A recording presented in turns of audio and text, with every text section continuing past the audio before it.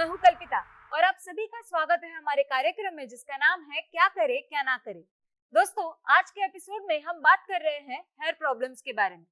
इस पर चर्चा करने के लिए हमारे साथ हमसे जुड़ने वाली है डॉक्टर पद्मावती कुलकर्णी जी। तो चलिए उनका स्वागत करते हैं। वेलकम डॉक्टर पद्मावती कुलकर्णी जी, आपका हमारे क्या करे क्या ना करे के मंच पर बहुत बहुत स्वागत है। नमस्कार मैम, आज हम बात कर रहे हैं हेयर प्रॉब्लम्स के बारे में।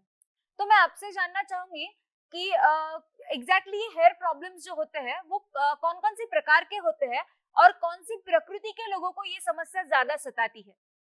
हेयर प्रॉब्लम के बारे में बात करने से पहले मुझे ऐसा लगता है अल्पिता जी कि हम पहले हेयर मतलब हमारे केश एक्चुअली क्या है, वो कैसे उनका मेटाबॉलिज्म है, वो देखना जरूरी है। जी। अगर हम ये बात सहज से समझ ले तो हमें आगे के उसके प्रॉब्लम के बारे में और उसके प्रॉब्लम के साथ जूझने के बारे में समझना ज्यादा इजी रहेगा। अभी मैं आपको बात करती हूँ कि हेयर्स मतलब क्या है। ये एक प्रोटीन का फिलामेंट है जो हमारे शरीर के स्काल्प से मतलब स्किन का जो स्काल्प है वहां से निकल के उभर आते हैं। ये पितृज अवयव है आयुर्वेद के अनुसार। मतलब कुछ चीजें हमें हमारे मदर से प्राप्त होती है और कुछ चीजें हमें हमारे फादर से प्राप्त होती है इन गर्भावस्था। ओके, तो ये केश जो अवयव है ये हमारा पिता के वजह से मिल जाता है, अच्छा। इसलिए वो ज्यादा स्ट्रॉन्ग रहता है। ये अस्थि धातु का मल है आयुर्वेद के हिसाब से। आयुर्वेदा में सप्त धातु बोले गए हैं, रस रक्त मांस मेद अस्थि मज्जा शुक्र। तो जिसका बोन का क्वालिटी अच्छा है उसके बाल ऑटोमेटिकली अच्छे हो जाते हैं, ये आयुर्वेद लोग मानते हैं। अभी हमें देखना है कि हेयर ये इसका लाइफ साइकिल कैसा है, क्योंकि हमेशा मुझे पेशेंट पूछते हैं कि हमारा हेयर फॉल हो रहा है तो हमें कितने दिन तक ट्रीटमेंट लेनी है। मतलब उनको 2 महीने 6 महीने 1 साल 2 साल से भी हेयर प्रॉब्लम होता है तो भी ट्रीटमेंट कितने दिन लेनी पड़ेगी, ये उनका कहना है। इसीलिए मैं यहाँ पे हेयर्स के लाइफ साइकिल के बारे में जानना चाहती हूँ। हेयर्स के लिए 3 स्टेजेस रहते हैं। फर्स्ट इज ए एनर्जेन। ये एनर्जोन है, यहाँ पे माइटोसिस होते रहता है और वो स्काल्प से शुरू हो जाती है। हमेशा स्काल्प में 70 to 80% एनर्जेनिक बाल रहते हैं। मतलब जो बाल हेयर्स जो एनर्जेनिक स्टेज पे है जी। वो स्काल्प पे रहते हैं। उनका 80% तक का पॉपुलेशन रहता है। सेकंड रहती है वो कैटेजन। जो कैटेजन है वो हम एनर्जन की नेक्स्ट प्रोसेस है। वहां पे 2 हफ्ते 2 सप्ताह तक इसका प्रोसेसिंग चालू रहता है और ये एक ट्रांजिटरी स्टेट है, मतलब ये इंटरमीडिएट अवस्था है बालों की। जी। तीसरी स्टेज है वो जो है वो टिलोजन स्टेज है। वो जो टिलोजन स्टेज है वो 2 से 3 महीने तक चलती है और यहाँ पे बाल उभर के हमें दिखते हैं। जो एक्चुअली हमें बाल दिखते हैं वो टिलोजन प्रोसेस के हैं। जी। और हमेशा 50 to 80 इयर्स रोज के रोज आ जाते हैं। अगर हमें नॉर्मल पर्सन में स्वस्थ व्यक्ति में अगर हमने कितने बाल रहते हैं, अभी हम बोलते हैं कि बाल हमें दिखाई नहीं पड़ते, ये काउंट करना बहुत ही मुश्किल है। जी। फिर भी मैं आपको बोलती हूँ कि बालों का पॉपुलेशन मतलब बालों की संख्या एक एडल्ट व्यक्ति एक प्रौढ़ व्यक्ति में होने की जो संख्या है उसकी वो 80,000 से 1,25,000 तक बाल एट अ टाइम हमारे शरीर पे रहते हैं। अच्छा। अभी रोज का रोज ये बाल तैयार होते हैं, उगते बढ़ जाते हैं, उगते हैं और नेचुरली वो निकल भी जाते हैं। और जो निकल जाते हैं वो बाल रिप्लेस्ड बाय नए बाल। जैसे हमारे पृथ्वी में कुछ जन्म होते हैं कुछ मृत्यु होते हैं और पॉपुलेशन वो ही सेम रहता है, सेम चीज हमारे बालों में रहती है। और ये बाल नॉर्मली दिखते हैं हमारे शरीर में। जी। प्रॉब्लम कब आती है, जब नए बाल उगने का रेशो सेम है और घटने का रेशो ज्यादा है, वहां पे प्रॉब्लम होती है और हमें हेयर फॉल दिखता है। अभी दूसरी बात मैं आपसे ये बोलना चाहती हूँ, बालों का केमिकल कंपोजिशन भी हमें देखना है। बाल ये हमेशा कार्बन, ऑक्सीजन, नाइट्रोजन, हाइड्रोजन, ये चीजें और कुछ माइक्रोन्यूट्रिएंट्स उनसे जब तैयार होते हैं। केराटिन ये एक बेसिक स्रोत है जिससे बालों का एक अविभाज्य अंग है, और बालों में लिपिड्स कंपोनेंट्स भी रहते हैं, कुछ हद तक पानी भी रहता है। इसीलिए ये मैं आपको एपिसोड की शुरुआत में ही इसलिए बता रही हूँ, क्यों अगर इसका मेटाबॉलिज्म अच्छा है या ये चीजें हमारे आहार में मिलती है, तो हमें जो खाते हैं उससे ही जैसे शरीर का पोषण होता है, वैसे बालों का भी पोषण होता जी है। बिल्कुल। तो इसीलिए मैं शुरुआत में मैं ये बात बता रही हूँ कि आपको आगे समझने को इजी हो जाए। जी, तो मैम ये जो हेयर के बारे में तो आपने बता दिया, लेकिन ये जो प्रॉब्लम्स होती है, बहुत सारी प्रॉब्लम्स होती है, जैसे कि बाल झड़ना, रूसी होना, तो ये सब जो प्रॉब्लम्स है वो आयुर्वेद के अनुसार किन प्रकृतियों के लोगों में ज्यादा होती है? आयुर्वेद में ये बोला गया है कि प्रकृति के अनुसार आपके बाल रहते हैं।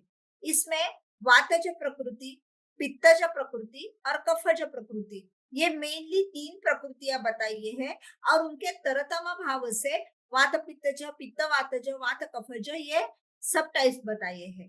वात प्रकृति के जो बाल है, वो बाल हमेशा रुक्ष रहते हैं, मतलब एकदम ड्राई हेयर्स रहते हैं, और उनकी संख्या बहुत कम रहती है। वो अल्प बाल रहते हैं और वो वेवी रहते हैं, और उनमें ऐसे जान नहीं रहती है। ये वात प्रकृति के बालों का एक लक्षण है। बाल ब्राउनिश कलर के रहते हैं। पित्त वाले कैसे रहते हैं? वो पित्त प्रकृति वालों के बाल हमेशा रेडिश रहते हैं। अच्छा। उनकी संख्या भी थोड़ी सी कम होती है, लेकिन पित्त का एक पित्तज प्रकृति इसके बालों का ये एक स्वभाव है कि वो बहुत जल्दी सफेद बन जाते हैं। अच्छा। ओके। तीसरा आता है कफज प्रकृति। कफज प्रकृति के लिए बाल जो रहते हैं वो स्निग्ध, मुलायम, घने, ये जैसे हम सभी लोगों को चाहिए वैसे बाल है, तो कफज प्रकृति रहती है। जी और वो जल्दी टूटते भी नहीं है, जल्दी वो सफेद भी नहीं होते हैं। सो ये कफज प्रकृति के बाल है। ये नेचुरली है, ये निसर्गतः है। जो हमारा शुक्र शोणित का संयोग होता है गर्भावस्था के लिए, वो टाइम ही वो डिसाइड करता है कि ये बाल, ये प्रकृति, ये गर्भ की कौन सी रहेगी, तो उसके अनुसार ये बाल रह सकते हैं। तो हम ज्यादा से ज्यादा क्या कर सकते हैं, हम लोग कुछ उपाय करके हम बालों की क्वालिटी थोड़ी हद तक बदली कर सकते हैं। जी। बालों का आपका एक क्वेश्चन था कि प्रकृति के हिसाब से कौन से डिसीज होते हैं। प्रकृति के हिसाब से डिसीज नहीं होते हैं। बालों की कोई डिसीजेस प्रकृति के हिसाब से ये मुझे वात प्रकृति है इसलिए मुझे डेंड्रफ हुआ, ऐसे नहीं रहता है। जी अगर वात प्रकृति के लोगों ने जैसी चाहिए वैसी केयर नहीं लिया, तो उनमें होने की संभावना ज्यादा होती है। जी। ये बात में डिफरेंस है। वात प्रकृति के लोगों को ड्राई बाल की समस्या ही नहीं रहेगी। उनके स्वाभाविकता से ही बाल रूखे सूखे रहेंगे, तो उनको ऑयल एप्लीकेशन ज्यादा करना पड़ेगा। जी जी। तो उनको हेयर मसाज ज्यादा करना पड़ेगा। अगर नहीं है तो हेयर फॉल होगा, तो वो विकृति की तरफ जाता है। मैम, अभी आपने जो केयर के बारे में बताया, तो मैं आपसे जानना चाहूंगी कि आयुर्वेद में ऐसा क्या वर्णन किया गया है कि हमारे बालों की केयर हम किस तरह से ले सकते हैं? बालों का केयर लेना, इसका मैं 2-3 उसके एस्पेक्ट है, मैं हर एस्पेक्ट बताती हूँ। पहली बात तो ये है कि हम लोगों को कोम्बिंग करना ही पता नहीं है। अच्छी तरह से कंघी हम लोग नहीं करते। हम लोग क्या करते हैं, समझ लीजिए कि कोम ऐसे ऐसे करके हम लोग बालों की कंघी किया है जैसा हमें लगता है, क्योंकि ये पोर्शन हमने ठीक किया फिर इधर कंघी चलाते। नो, ये तरीका गलत है। हमें कंघी इधर स्काल्प के एक एंड से शुरू करके दूसरे एंड तक एकदम स्लोली कंघी करनी है। और वो कंघी करने के टाइम पे भी हमारे पास जो कंघी के दो अलग अलग ये रहते हैं, एक बड़ा वाला रहता है और एक छोटा वाला रहता है। तो पहले हमें क्या करना है, बड़े वाले से बालों के अंदर जो भी ये फंस गए हैं बाल एक दूसरे के साथ, उनको छुट्टा करके लेना है। और बाद में छोटे कंघी से कंघी एक एंड से दूसरे एंड तक, बाद में एक बार सर ऐसा नीचे करके ऐसे बाल ले लेने हैं। सो ये एक तरीका हो गया बालों को केयर करने का। अगर हमने यही तरीका सिर्फ अपनाया बिना कुछ जाने बिना कुछ करे, तो भी आपके 20% तक हेयर्स अच्छे हो जाएंगे, क्योंकि यहाँ पे जो सर्कुलेशन है वो एकदम प्राकृतिक रूप से रक्त का सर्कुलेशन है, ब्लड सर्कुलेशन है, वो अच्छे से बना जाता है। दूसरी बात है कि बालों को अच्छे तरफ से हेयर ऑयल लगाना। अभी मैं आपको समझा देती हूँ कि हेयर ऑयल लेने के लिए हमेशा क्या किया जाता है, ऐसे हाथ पकड़ा जाता है, बाद में ऑयल डाला जाता है, बाद में ऐसा डाला जाता है, और यही हाथ ऐसे ऐसे करके हर शरीर को ऐसे, या कभी कभी ये बाल लेके ऐसे ऐसे करके किया जाता है। ये पूरा गलत तरीका है। हमेशा क्या करना है कि बालों के लिए पार्टिंग करके लेना है कोम से, और कॉटन के मदद से या फिंगर टिप से हमें बालों को ऑयल अप्लाई करना है। ये ऑयल करने के बाद हमेशा बालों को, यहाँ पे बालों को आपको मसाज करने की जरूरत नहीं है, बालों के रूट्स को, हेयर रूट्स को मसाज करने की जरूरत है, स्काल्प को मसाज करने की जरूरत है। गलती कहाँ हो जाती है मैं बोलती हूँ, हमेशा बालों के लिए आप लोग अगर हेयर स्पा लेते हैं, पार्लर में जाते हैं, हंड्रेड्स या थाउजेंड्स ऑफ रुपीज देते हैं, तो मुझे लगता है कि मैंने इतने पैसे दे दिए, तो मुझे उन्होंने 20 मिनट तो मिनिमम करना चाहिए, 25 मिनट तो हेड मसाज करना चाहिए। ये हमारी नेचुरली अपेक्षा रहती है, लेकिन यहाँ पे ही गलती है। हमेशा हम लोग क्या करते हैं, हफ्ते में एक बार तो हम लोग बालों को ऑयल लगाते हैं, रात को सो जाते हैं, अच्छी नींद लगती है, और दूसरे दिन हम शैम्पू कर लेते हैं, बरोबर। यही हम गलत करते हैं। आप समझ लीजिए कि हमारा अगर वीकली शेड्यूल है, तो वीकेंड तक हम संडे के दिन अगर हम सुबह हेयर बात कर लेते हैं, तो सोमवार से शनिवार तक तो जो धूल मिट्टी जो भी है, डस्ट जो भी पोल्यूशन है, वो सभी भी हेयर्स के साथ साथ स्काल्प तक आ जाएगा। उसके ऊपर हम लोग लगाते हैं हेयर ऑयल। हेयर ऑयल लगाने के बाद वो हेयर ऑयल वो धूल के साथ वो स्किन को चिपक जाता है। दूसरे दिन सुबह हम लोग शैम्पू करते हैं, वो जल्दी नहीं निकलता है, स्काल्प अच्छा से साफ सुथरा नहीं होता है, इसलिए हम ज्यादा शैम्पू यूज करते हैं। वहां पे पूरा सिस्टम गड़बड़ हो जाता है। इसलिए हमेशा ये करना है। शैम्पू भी लोग कैसे करते हैं, directly they will apply shampoo, और बाद में थोड़ा सा इधर से निकल के इधर इधर लगा देते हैं। That is the very much wrong thing we are doing.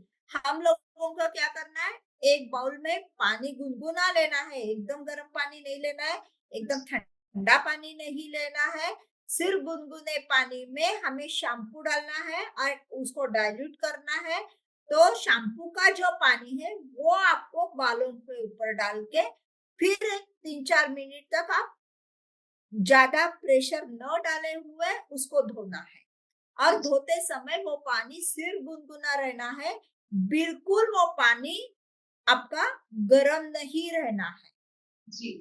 दूसरी एक इम्पोर्टेंट बात है कि यहाँ पे आप शैम्पू से भी बाल धो सकते हैं, लेकिन मैं ये चाहती हूँ कि शिकाकाई, रीठा, मुस्का, ये जो त्रिफला, ये जो चीज है उनका एक आप कषाय बनाइए, और वो कषाय से आप बालों को धो लीजिए। जब बाल धोने के बाद उनको एकदम टेरेस पे जाके मत सुखाइए, जहां पे डस्ट नहीं आएगी ऐसे घर में ही आप सुखा सकते हैं। और उनको हेयर टॉवेल को एकदम निचोड़ टॉवेल से बाल एकदम निचोड़ के ऐसे मत ड्राई, गड़बड़ में मत ड्राई कीजिए, ड्रायर मत यूज कीजिए। आपको निसर्गतः ही बालों को अपने आप से सुखाना चाहिए। जी उसके बाद जब बाल पूरे सूख जाएंगे, आपको बालों के लिए हेयर ऑयल लगाना है। हेयर ऑयल भी आपको थोड़ा सा गर्म करके, आगे जैसे आपने वो पार्टीशन किया है, पार्टीशन करके आपको सिर्फ फिंगर टिप्स के मदद से ही आपको सिर्फ ऐसे ऐसे करके आपको हेयर ऑयल अप्लाई करना है।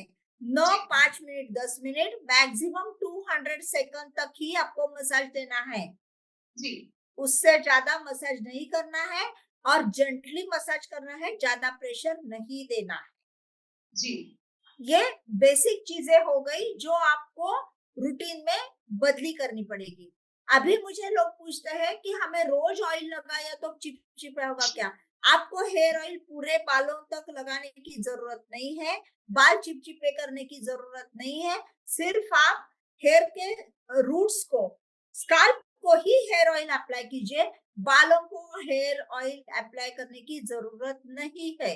जहां तक बाल स्प्लिट एंड्स होते हैं वो होने तक आपको बिल्कुल भी जरूरत नहीं है। पूरा स्काल्प को सिर्फ स्काल्प को आपको हेयर ऑयल लगाना है, बालों को वैसे ही छोड़ना है।